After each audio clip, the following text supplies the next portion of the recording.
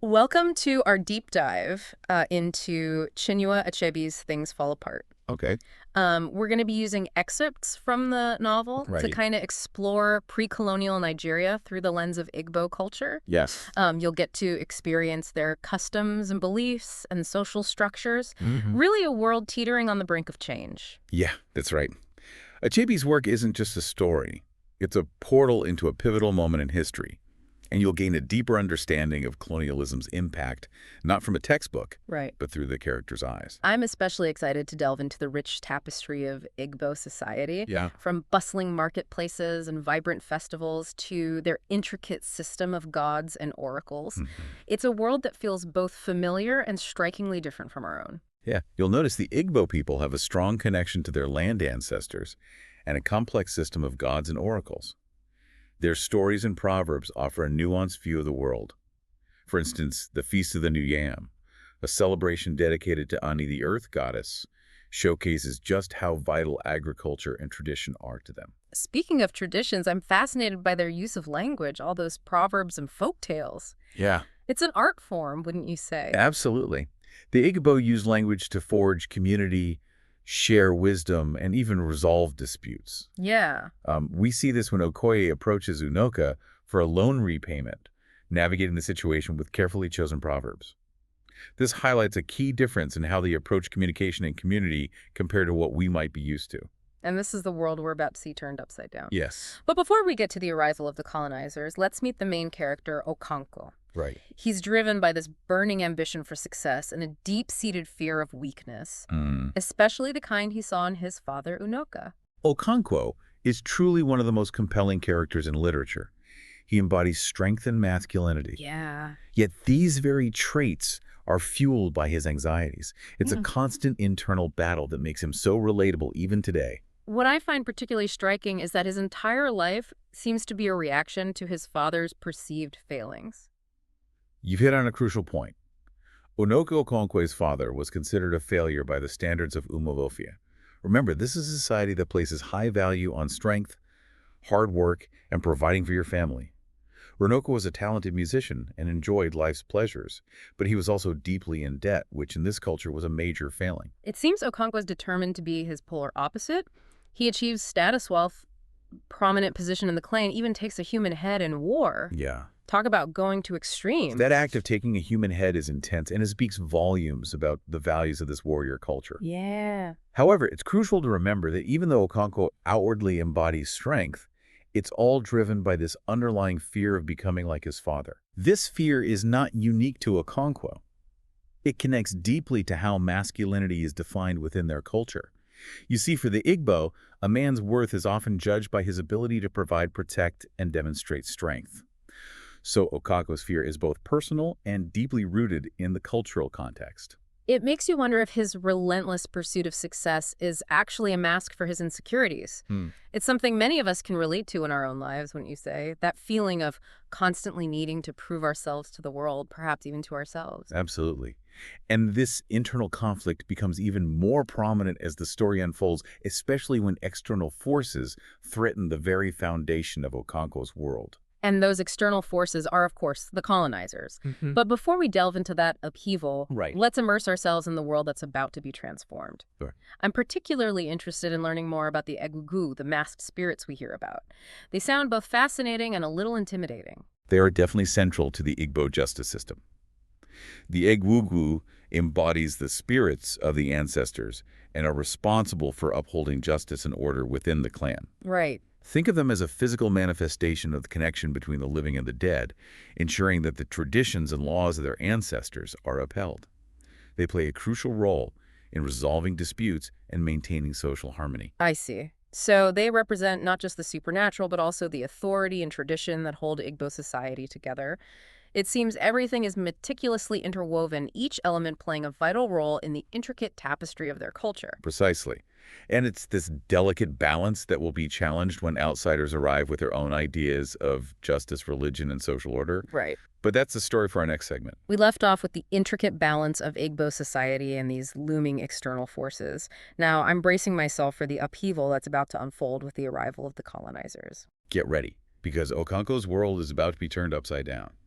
And it all begins with a tragic accident. He unintentionally kills a Klansman during a funeral ceremony. This feels like a pivotal moment, considering how deeply the Igbo value tradition and the unity of their clan. What are the consequences of such an act? It's considered a grave offense against the Earth Goddess, a transgression that demands severe repercussions. Remember, their entire social structure is built upon respecting the land, the ancestors, and the delicate balance of their world. So what happens to Okonkwo? What's the price he has to pay? He's forced into exile for 7 years, banished from everything he knows and holds dear. His land, his status, his position within the community. It's a devastating blow, stripping away everything he's worked so hard to achieve. I can only imagine the turmoil he must be going through. His entire identity is rooted in being a strong, successful man in Umuofia. To be cast out like this, it feels like a complete unraveling of his world. Exactly. Achebe masterfully portrays Okonkwo's inner struggle, the shame, the anger, the profound sense of displacement. Exile in Igbo culture isn't just a physical separation, it's a severance from the very fabric of their society. So what becomes of him during these 7 years? Does he find some solace, some way to cope with this immense loss? He seeks refuge with his mother's kinsmen in Mbanta, but it's far from a peaceful retreat. He grapples with a constant sense of defeat, a stark contrast to the triumphant warrior who left Umuofia. However, this period also highlights the strength of kinship bonds. You're referring to his uncle You Can Do, right? I remember him delivering a powerful message about resilience, about the importance of leaning on family in times of hardship. Precisely. It's a poignant moment that reveals the depth and complexity of Igbo culture, emphasizing the significance of a communal support even amidst individual struggles. It's a reminder that even in exile, one is not entirely alone. But while Okonkwo seeks solace in Abanta, things are changing back in Umuofia, aren't they? We see the missionaries gaining a stronger foothold, building churches, attracting more converts, even establishing their own court system. This is where we witness the insidious nature of colonialism. It's not just about physical presence, but about imposing a new set of rules, a new religion, a new way of life that directly challenges the existing social order. It feels like a deliberate undermining of the Igbo's traditional authority, a direct conflict with the role of the Egugu and their system of justice. You're absolutely right. This clash between two systems of authority is at the heart of the conflict that unfolds. And what's even more intriguing is that the missionaries find willing converts among those who have been marginalized within Igbo society. It's almost like they're offering a sense of belonging and acceptance that was previously denied to them. The outcasts, the ostracized, they find a new community within Christianity. And this, in turn, creates deeper divisions within Umuofia. You have those clinging fiercely to tradition, those embracing the new religion, and those caught in the middle struggling to make sense of this rapidly changing world. This brings to mind Okonkwo's son, Unroye. He always seemed to be at odds with his father's harshness, drawn to a different way of being. Onwaya embodies this internal struggle within Igbo society.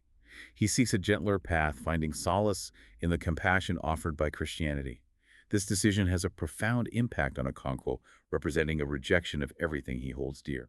So we have this multi-layered conflict brewing, Okonkwo versus the colonizers, Okonkwo versus his own clan, Okonkwo versus his son. It's a perfect storm that's about to erupt when he finally returns to Umuofia. 7 years of exile have passed, and Okonkwo steps back into a world vastly different from the one he left. His authority has diminished, the traditions he cherished are being challenged, and his son has embraced a new faith.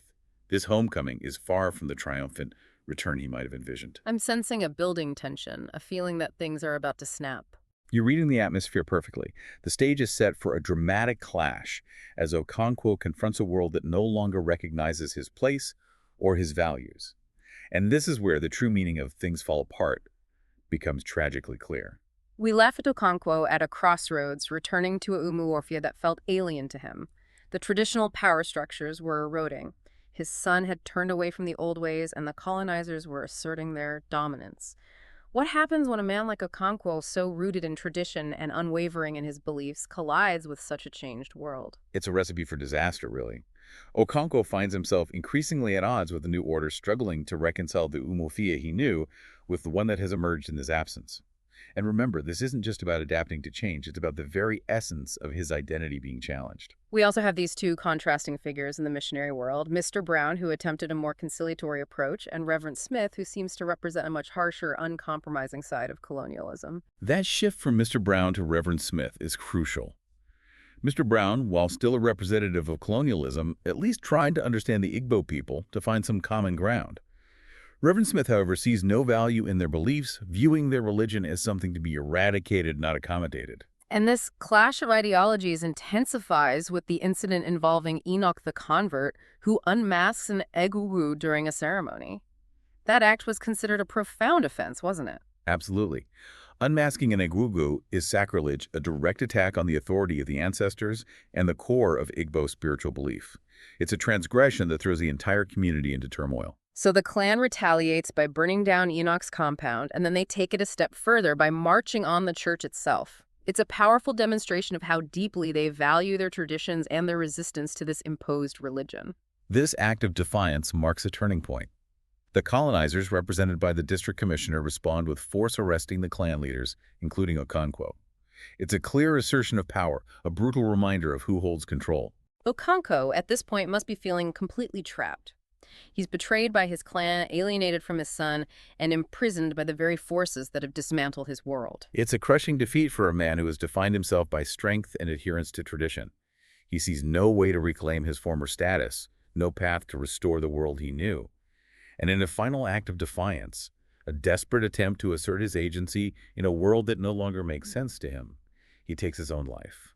That ending is both heartbreaking and deeply thought-provoking.